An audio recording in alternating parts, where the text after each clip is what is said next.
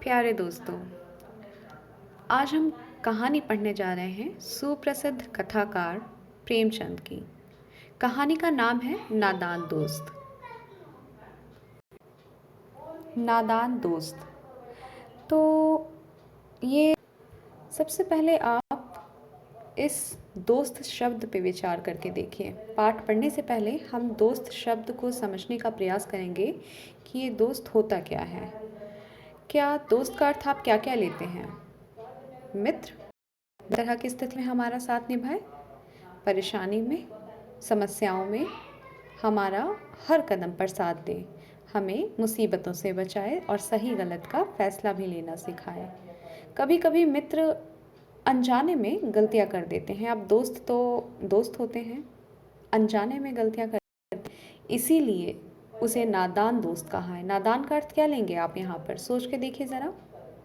हाँ, वो दोस्त जो अनजाने में नादानी कर बैठता है, यानी वो चाहता तो है कि आपका भला हो, फ़ायदा हो, लेकिन वो नादानी कर जाता है और उसमें आपका नुकसान हो जाता है। आइए कहानी शुरू करते हैं। केशव के घर कार्निस के ऊपर एक चिड़िया ने अंडे दिए थे। केशव और उसकी बहन श्यामा दोनों बड़े ध्यान से चिड़िया को वहाँ आते जाते देखा करते। सवेरे दोनों आंखें मलते कार्निस के सामने पहुँच जाते और चीड़ा और चिड़िया दोनों को वहाँ बैठा पाते। उनको देखने में दोनों बच्चों को ना मालूम क्या मज़ा मिलता। दूध और जलेबी की सुध भी न रहती थी। दोनों के दिल में तरह तरह के सवाल उठते। अंडे कितने बड़े होंगे? किस रंग के होंगे? कितने अंडे होंगे? क्या खाते होंगे वो? उनमें से बच्चे किस तरह निकल आएंगे? बच्चों के पर कैसे निकलेंगे? घोंसला कैसा है? लेकिन इन बातों का जवाब देने वाला कोई नहीं। न अम्मा को घर के काम धंधों से फुर्सत थी, न बाबूजी को पढ़ने लिखने से।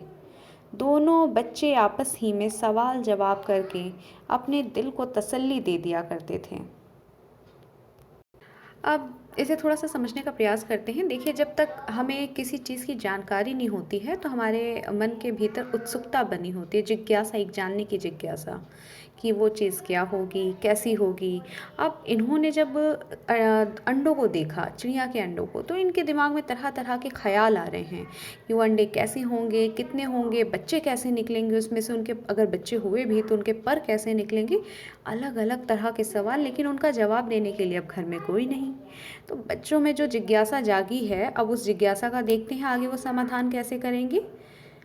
आइए पढ़ते हैं आगे। श्यामा कहती है, क्यों भैया, बच्चे निकलकर फुर्र से उड़ जाएंगे? अब होता ये है कि बच्चों में, मैंने जैसा कि बताया कि अलग अलग तरह के प्रश्न आते हैं जब तक उनको उनके जिज्ञासाओं की पूर्ति ना हो जाए। अब श्यामा भाई बहुत छोटी बच्ची है, केशव की छोटी बहन है, और उसके दिमाग में आ रहा है कि क्या बच्चा जब निकलेगा अंडे में से तो क्या वो निकलते ही फुर उड़ जाएगा?